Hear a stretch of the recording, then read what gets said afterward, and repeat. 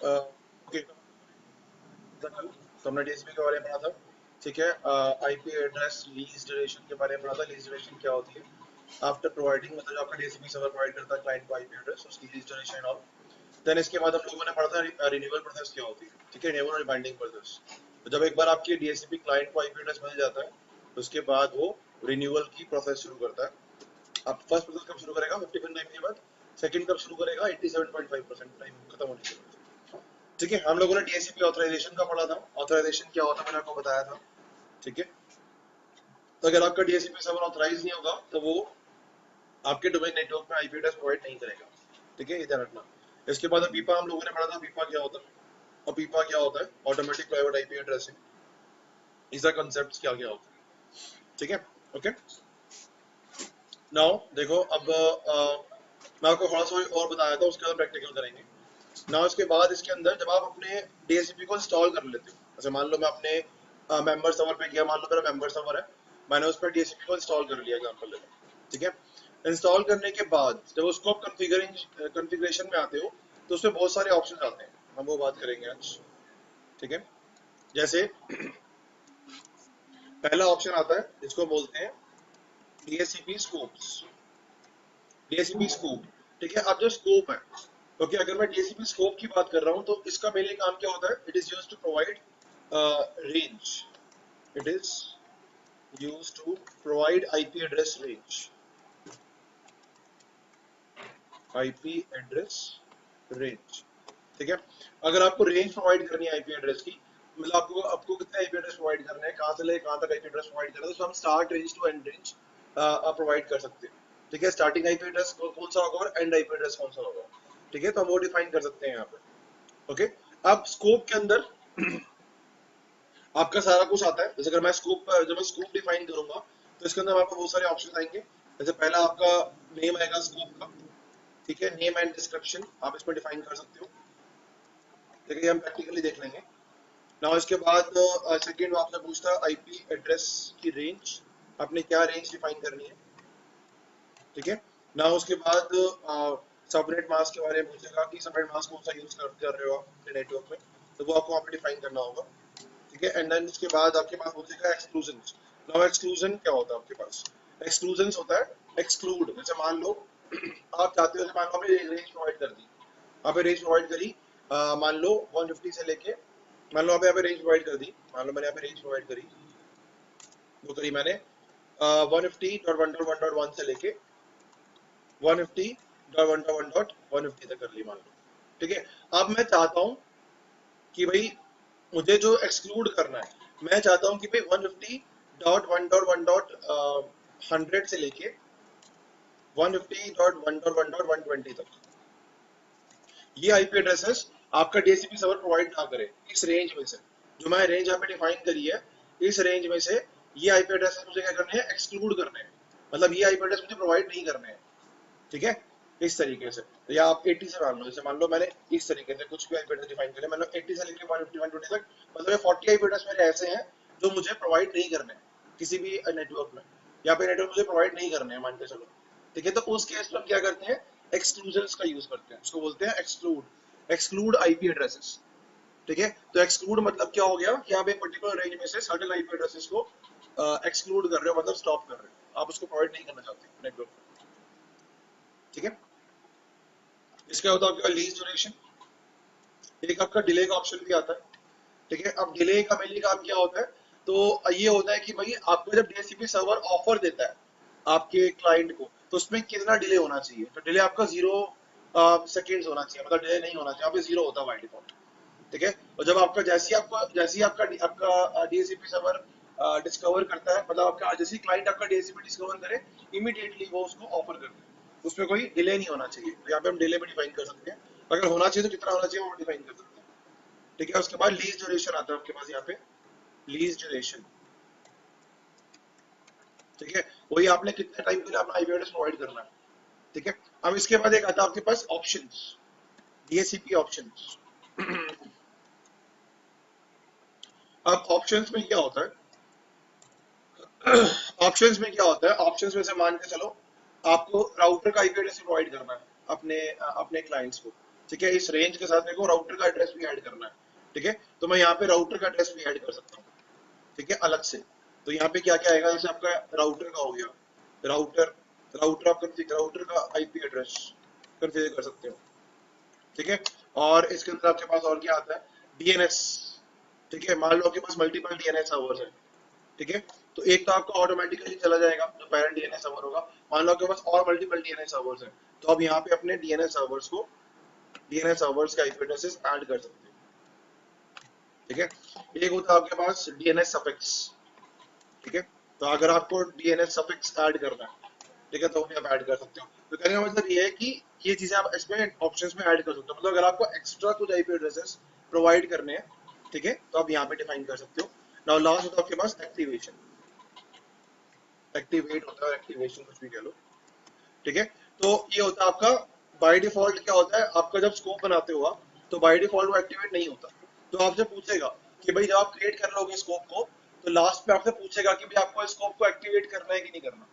अगर आप उसको यस बोलोगे तो ही आपका स्कोप एक्टिवेट होगा, और वो तो उस रेंज के आईपी एड्रेसेस आपको प्रोवाइड करना शुरू करेगा। समझ में आ गया? क्लियर है सारे ऑप्शंस? ठीक है, ये हम देखेंगे जब हम प्रैक्टिकल करेंगे। हाँ जी, क्लियर है? ओके, ये हो गया सिंपल स्कोप आपका डीएससीपी स्कोप। अब इसके अलावा एक आता है आपके पास DSCP super scope.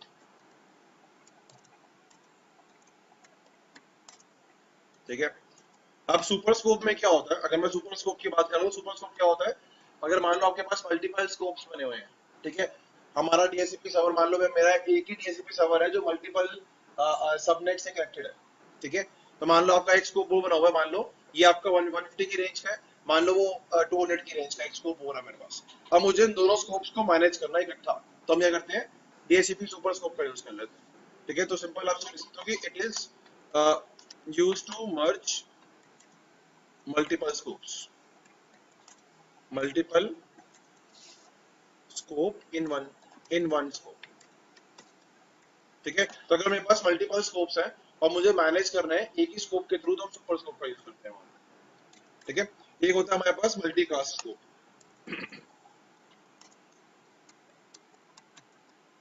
Multicast scope. ठीक है, अगर मैं मल्टीकास्ट की स्कोप करूं, तो अगर आप चाहते हो कि मुझे मल्टीकास्ट रेंज क्लास डी की होती है। ठीक है, जो रेंज होती है आपकी 224 वाली। ठीक है, 224 मान लो .0.0.0, ये वाली जो आपकी रेंज होती है। ठीक है, अगर मेरे को ये रेंज प्रोवाइड करनी है अपने नेटवर्क में, ठीक है, तो हम मल्टीकास्ट स्कोप का यूज करेंगे। मल्टीकास्ट स्कोप किस पे काम करता है, आपका क्लास डी के नेटवर्क पे। क्लास डी, ध्यान रखना। तो अगर आपने मल्टीकास्टिंग करनी है, ठीक है, और मल्टीकास्ट के आईपी एड्रेस आपको प्रोवाइड करने हैं अपने नेटवर्क में, तो हम लोग किसका यूज करेंगे, मल्टीकास्ट स्कोप का यूज करेंगे उसके लिए। ठीक है, समझ में आ रहा है? क्लियर है? ठीक है, अच्छा मैं यहाँ पे एक नोट लिख देता हूँ, ये भी इंपॉर्टेंट चीज है, आपसे पूछ सकते हैं। ठीक है, नोट में यहाँ पे लिखता हूँ कि भाई आपका जो एक डीएचसीपी सर्वर है, नोट मान लो one DHCP server is not able to provide IP addresses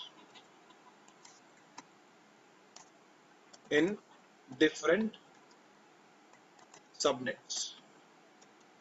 ठीक है, कंसेप्ट मतलब क्या हुआ इसका, मतलब आपको बताया था, मान के चलो मेरे पास दो नेटवर्क है। अब एक मान लो, जैसे मान लो मेरे पास यहाँ पे एक नेटवर्क है। ठीक है, और एक यहाँ पे नेटवर्क है, मान लो मेरे पास दो नेटवर्क्स हैं। ठीक है, ये मान लो मेरा नेटवर्क 1 है। ठीक है, और ये मान लो मेरे पास नेटवर्क 2 है। ठीक है, अब यहाँ मान लो आपके पास हम लोगों ने इनको कनेक्ट किया हुआ है आपस में। ठीक है, यहाँ मान लो हम लोगों ने कनेक्ट किया हुआ है इसको आपस में। ठीक है, अब मान लो हमारे पास जो डीएचसीपी सर्वर है यहाँ पे काम कर रहा है सिर्फ। ओके, आपका जो डीएचसीपी सर्वर है कहाँ पे काम कर रहा है, जो डीएचसीपी सर्वर है यहाँ पे काम कर रहा है। ठीक है, अब मान लो ये आपके अलग अलग है, मैंने यहाँ पे स्कोप 2 बना दिए। ठीक है, मान लो आपका यहाँ की कोई डीएचसीपी सर्वर नहीं है, तो यहाँ मान लो आपके पास जो आईपी एड्रेस है वो 150 मान लो 2.2.1 से शुरू कर, टू 150.2.2.100 तक, ठीक है। और यहाँ मान लो आपका आईपी एड्रेस हम यूज कर रहे हैं, वो हम कर रहे हैं मान के चलो 150.1.1.1 से लेके 100 तक, ठीक है। अभी आपके डिफरेंट डिफरेंट स्कोप्स हैं, मतलब डिफरेंट डिफरेंट नेटवर्क हो गए आपके, तो क्या 1.1 हो गया, 1.2 हो गया, मतलब डिफरेंट डिफरेंट सबनेट्स हो गए। मैंने एक नेटवर्क को डिवाइड कर दिया दो दो पार्ट्स में, ठीक है। अब यहाँ मान के चलो आपका जो यहाँ पे हमने दो स्कोप बनाए हुए हैं, स्कोप 1 स्कोप 2 के नाम से, ठीक है। स्कोप 1 में मैंने बना दिया 150.1.1.1 नेटवर्क का डिफाइन कर दिया, एंड देन स्कोप 2 में मान लो मैंने नेटवर्क यहाँ पर डिफाइन कर दिया पूरा, और मेरा स्कोप 2 जो है, स्कोप 2 इसके अंदर मान लो हमने 150.2.2.0 डिफाइन कर दिया, ठीक है। ये मान लो दो स्कोप्स हैं। अब आपका डीएचसीपी सर्वर कभी भी साइमल्टेनियसली दोनों दोनों नेटवर्क में आईपी एड्रेस प्रोवाइड नहीं कर सकता, ये ध्यान रखना, ठीक है। मतलब ऐसा नहीं हो सकता कि भाई आपका DHCP server at a same time, मतलब ये आपका इस नेटवर्क में भी आईपी एड्रेस प्रोवाइड कर रहा है और इस वाले नेटवर्क में भी आईपी एड्रेस प्रोवाइड कर रहा है, ये पॉसिबल नहीं है, ये ध्यान रखना, ठीक है। ये कभी भी पॉसिबल नहीं है। आपका डीएचसीपी सर्वर सेम टाइम पे कभी भी कह लो आईपी एड्रेस प्रोवाइड नहीं कर सकता सेम टाइम पे सेम सबनेट्स, ठीक है। तो इसके लिए मुझे क्या करना होगा, अगर मैं चाहता हूं कि भाई मेरा डीएचसीपी सर्वर दोनों नेटवर्क पे सेम टाइम पे आईपी एड्रेस प्रोवाइड करे, तो मुझे यहाँ पे क्या करना पड़ेगा, एक कंसेप्ट आता है, एक मतलब आपका सर्वर आता है, इसको बोलते हैं, मुझे यहाँ पे मान लो इस वाले नेटवर्क में डीएचसीपी रिले एजेंट इंस्टॉल करना पड़ेगा, रिले एजेंट, ठीक है। ये ध्यान रखना, मुझे यहाँ पे क्या करना पड़ेगा, एक सर्वर बनाना पड़ेगा डीएचसीपी रिले एजेंट के नाम से, ठीक है। ये आपका सर्वर आता है डीएचसीपी रिले एजेंट, एक कह लो सर्विस है, ठीक है। और मुझे यहाँ पे इसको इंस्टॉल करना पड़ेगा, ठीक है। तो ये क्या करेगा, ये कनेक्ट करेगा आपके डीएचसीपी सर्वर से, ठीक है, आईपी एड्रेस के लिए। ये कनेक्ट करेगा पहले किससे, ये कनेक्ट करेगा आपके डीएचसीपी सर्वर से, ठीक है, मतलब स्कोप 2 से कह लो, इसने कनेक्ट किया डीएचसीपी स्कोप 2 से, ठीक है। ये स्कोप 2 इसको अपने रेंज प्रोवाइड कर देगा, एंड देन फिर ये आपका जो रिले एजेंट आपका जो सर्वर है, वो यहाँ पे आपका आईपी एड्रेस प्रोवाइड कर देगा इस तरीके से।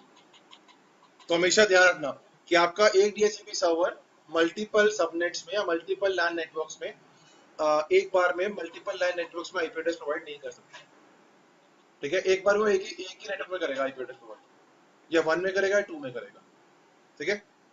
अगर आप चाहते हो कि मुझे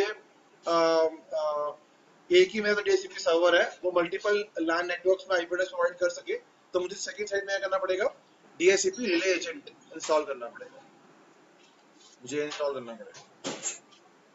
हाँ समझ में, क्लियर है, ठीक है। तो कहने का मतलब ये है कि आपका डीएचसीपी सर्वर रिमोट कभी भी, मतलब कह लो रिमोट साइट पे, या कह लो कि आपके डिफरेंट नेटवर्क्स में एक साथ कभी भी वो आईपी एड्रेस प्रोवाइड नहीं कर पाएगा, ठीक है। तो उसके लिए मुझे रिमोट के लिए करना पड़ेगा, मतलब दूसरी साइड पे मुझे रिलेशन का यूज करना पड़ेगा, ठीक है। ये कंसेप्ट है, आपको समझना जरूरी है, ठीक है जी, ओके। अब इसके बाद मैं आपको दिखाता हूँ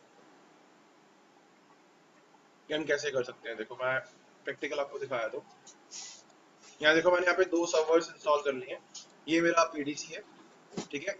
मैंने मेंबर सर्वर पे हम काम करेंगे। मैंने पीडीसी को इंस्टॉल किया क्योंकि मैं पीडीसी इंस्टॉल नहीं करूंगा तो मेंबर सर्वर, मतलब पीडीसी अगर मैं स्टार्ट नहीं करूंगा तो मेरा मेंबर सर्वर काम नहीं करेगा, ठीक है, ओके। तो मैंने इसीलिए यहाँ पे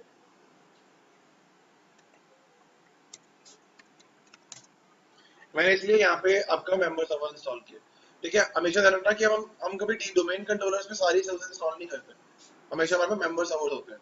तो ये मेरा मेंबर सर्वर है। मेंबर सर्वर मतलब मेंबर सर्वर मतलब क्या हो गया, मेंबर सर्वर मतलब वो सर्वर जो मेरे डोमेन में ज्वाइन है, दैट्स इट, ठीक है। तो मैं इसको as a domain admin login करूंगा, ठीक है।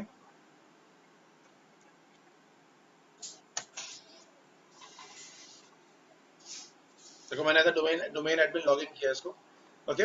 नाउ ये मेरा मेंबर सर्वर है। नाउ अब इसमें क्या करते हैं, इसके अंदर हम लोग डीएचसीपी इंस्टॉल कर लेते हैं, ठीक है,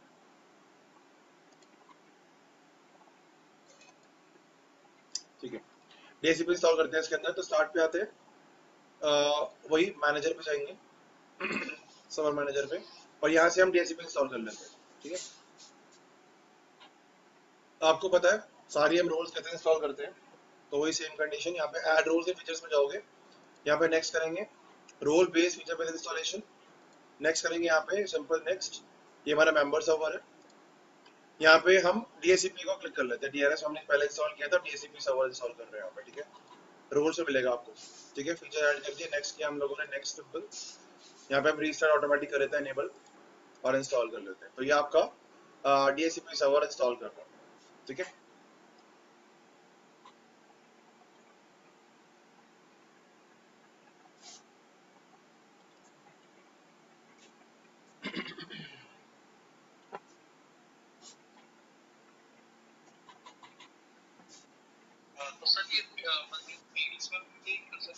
आप पीडीसी में भी कर सकते हो, लेकिन आपको माइक्रोसॉफ्ट ये कहता है कि आप कभी भी पीडीसी में अदर सर्विसेज इंस्टॉल मत करो।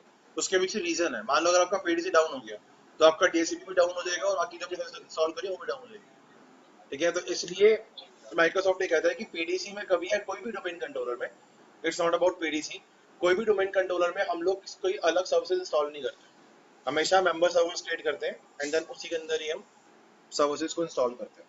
ठीक है, अगर आप बड़ी ऑर्गेनाइजेशन में जाओगे या बड़े एंटरप्राइज नेटवर्क में जाओगे तो वहाँ पे आपको मल्टीपल सर्वर्स मिलेंगे, और हर सर्वर पे आपकी अलग अलग सर्विसेज इंस्टॉल होगी, डीएसपी सर्वर आपका अलग होगा, एप्लीकेशन सर्वर अलग होगा, फाइल सर्वर अलग होगा, इस तरीके से।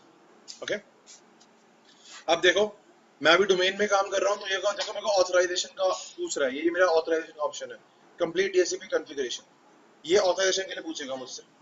ठीक है, तो मैं इस पे क्लिक करता हूँ, कंप्लीट डीएसपी कॉन्फ़िगरेशन, मैंने सब इंस्टॉल कर ली है, इस पे क्लिक करोगे यहाँ पे, तो देखो ये आपका पोस्ट इंस्टॉलेशन कॉन्फ़िगरेशन रिजल्ट आ गया डीएसपी का। ठीक है, अब देखो ये ऑथराइजेशन के लिए पूछ रहा है मुझसे, ये ऑथराइज करेगा मेरे डीएसपी सर्वर को, नेक्स्ट करोगे यहाँ पे, अब देखो ये आपका कह रहा है specify the credential to use authorize this DSP server in LDS, तो अब मुझे ऑथराइज करना जरूरी है।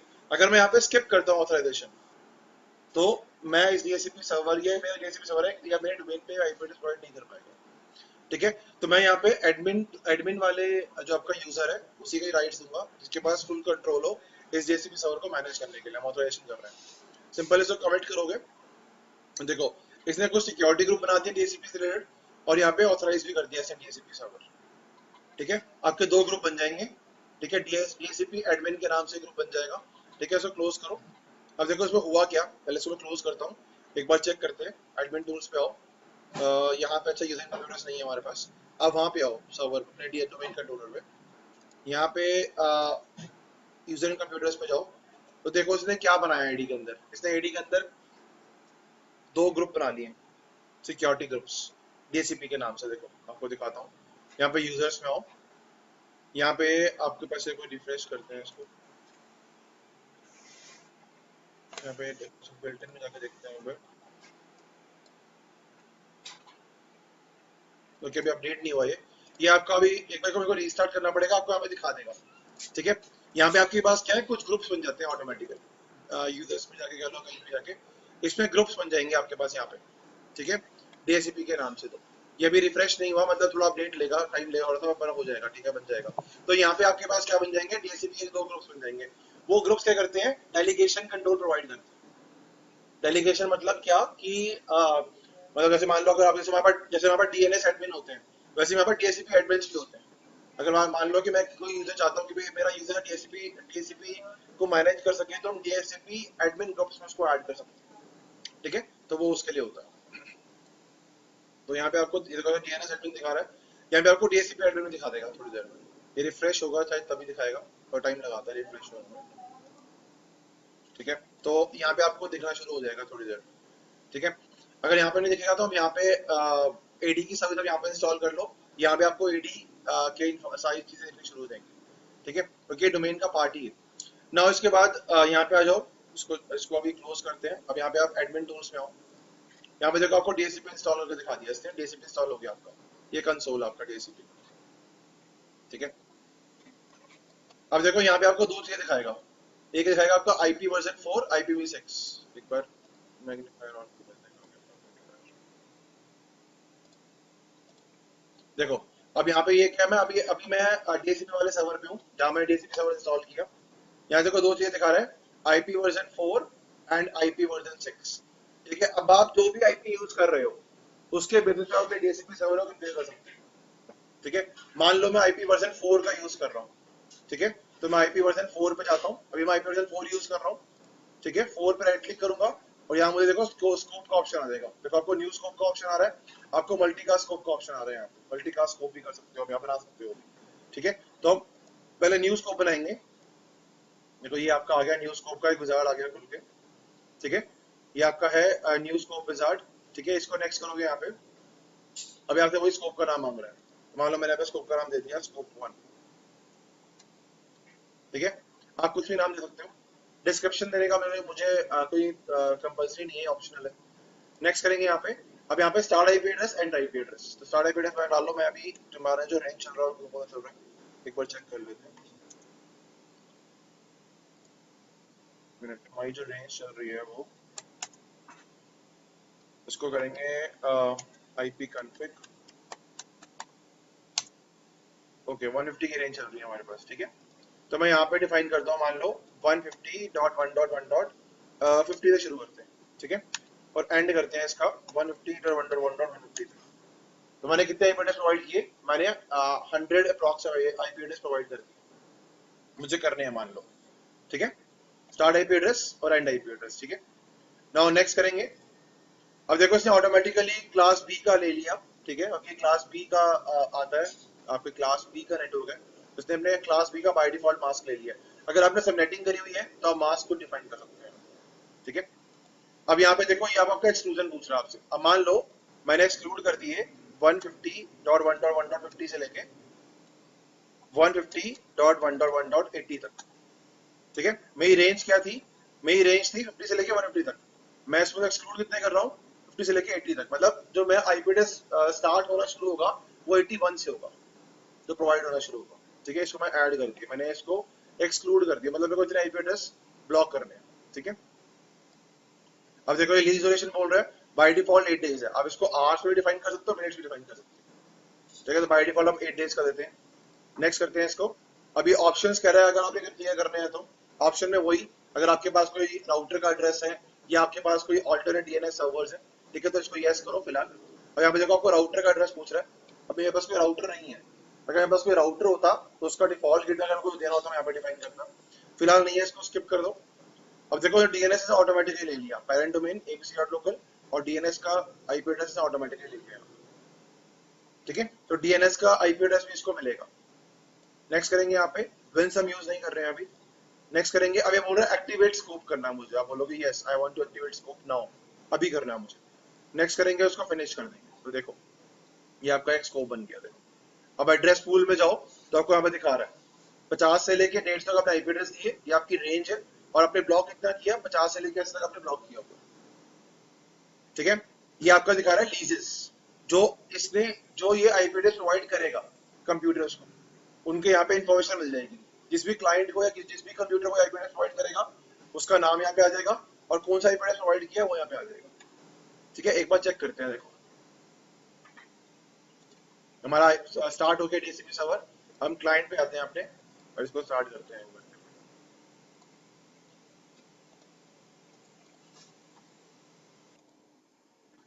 ठीक है, तो हमारा क्लाइंट स्टार्ट हो गया। ठीक है, ये हमारा मेंबर सर्वर जहाँ पर हमने डीएसपी इंस्टॉल कॉन्फ़िगर किया था अभी जस्ट नाउ।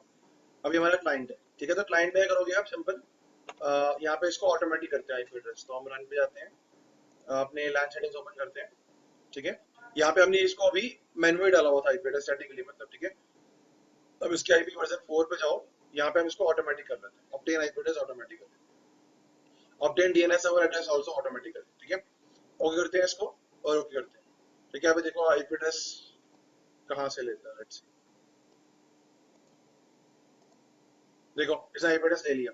आईपी एड्रेस क्या लिया इसने, अगर आप चेक करो तो इसने 81 आईपी एड्रेस लिए।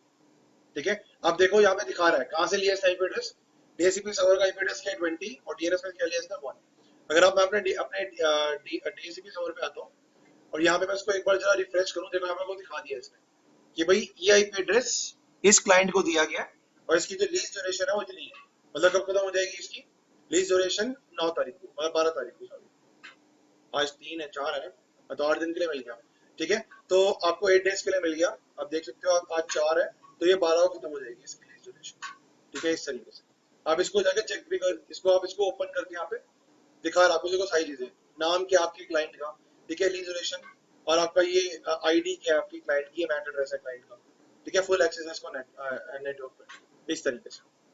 ठीक है, टाइप क्या आईपी एड्रेस का, डीएसपी का उसको आईपी एड्रेस पता है, तो आपको ऐसे मिल जाता है। आ समझ में? क्लियर है? ओके। अब एक आता है इसमें आपका रिजर्वेशंस। अब रिजर्वेशंस क्या होता है, अगर आप चाहते हो कि भाई मुझे अपने किसी पर्टिकुलर क्लाइंट को एक स्पेसिफिक आईपी एड्रेस प्रोवाइड करना है, ठीक है, एक स्पेसिफिक आईपी एड्रेस प्रोवाइड करना है अपने क्लाइंट को, ओके, मतलब मेरे को उसको आईपी एड्रेस रिजर्व करना है, बार बार जब भी क्या हो, जब भी उसका आईपी एड्रेस एक्सपायर हो, बार बार उसको हमेशा वही आईपी एड्रेस मिले, तो मैं उसकी मैक एड्रेस के बेसिस पे आईपी एड्रेस रिजर्व कर सकता हूँ। ठीक है, और हम रिजर्व आईपी एड्रेस कौन से करते हैं, जो मेरे एक्सक्लूड है, मतलब जो मेरे फ्री आईपी एड्रेस है। ओके, तो आप देखो, अगर मान लो मैं अपने यहाँ पे आता हूँ रिजर्वेशन पे, यहाँ पे न्यू रिजर्वेशन बनाता हूँ, ठीक है, नाम देता हूँ क्लाइंट का, मान के चलो क्लाइंट 1 के लिए मैं आईपी एड्रेस रिजर्व कर रहा हूँ, ठीक है, मैं कर रहा हूँ 150.1.1. मैंने जो किया था, मैंने कहा पहले को चेक कर लेते, मैंने कहाँ से कहाँ तक किया था, एक्सक्लूड 50 से लेके 80 तक, ठीक है, तो इसी के पीछे करते हैं रिजर्व। दोबारा आ जाओ, मैं इसके लिए करता हूँ, ये मैं कर रहा हूँ अगेन क्लाइंट 1 के लिए, ठीक है, और इसके बाद यहाँ पे 1 डॉट, मान लो मेरे को 85 इसके लिए रिजर्व करना है, ठीक है, सॉरी 85 नहीं हो सकता, 50 to 80 था ना, तो मान लो मेरे को 55 रिजर्व करना है, ठीक है। अब यहाँ पे मुझे करना पड़ेगा, इसका मैक एड्रेस डालना पड़ेगा जिस पर्टिकुलर क्लाइंट के लिए मुझे रिजर्व करना है, तो मैं क्लाइंट पे आता हूँ, यहाँ पे इसका मैक एड्रेस क्या है, 000C29, ये डालते हैं, यहाँ डालो 00-0 कैप्स पे C29 FF073C, FF07, हाँ 30 था, ओके लास्ट में 3C, ओके 3C, ठीक है, हम यहाँ पे DSCP का यूज कर रहे हैं, ओके, एंड ऐड करेंगे इसको हम यहाँ पे, तो देखो ये आपका एक रिजर्वेशन में ऐड हो गया, देखो ये आपका ऐड हो गया रिजर्वेशन में, इसके अंदर आपको डीएनएस का डोमेन नेम क्या मिलेगा, एबीसी लोकल, और डीएनएस सर्वर का एड्रेस ये मिलेगा, ठीक है। अब मुझे क्या करना है, क्लाइंट पे जाना है अगेन, ठीक है, मैं करूंगा सिंपल इसको, या तो मैं इसको एनेबल डिसेबल कर दूं, या मैं इसको लीज रिन्यू कर दूं। लीज रिन्यू करते हैं, देखो पहले मुझे आईपी एड्रेस हटाना है पीछे वाला, वो कैसे हटाओगे, देखो यहाँ पे लिखोगे IP config slash release. Release का मतलब क्या होता है, रिलीज मतलब आपने आईपी एड्रेस क्या करना है, रिलीज करना, हटाना है पीछे वाला, ठीक है, एंटर कर दो, ये हट गया। अब करो इसको रिन्यू, दोबारा नया आईपी एड्रेस चाहिए मुझे, एंटर, देखो अभी आपका नया आईपी एड्रेस ले रहा है, लेट्स सी कौन सा लेता है,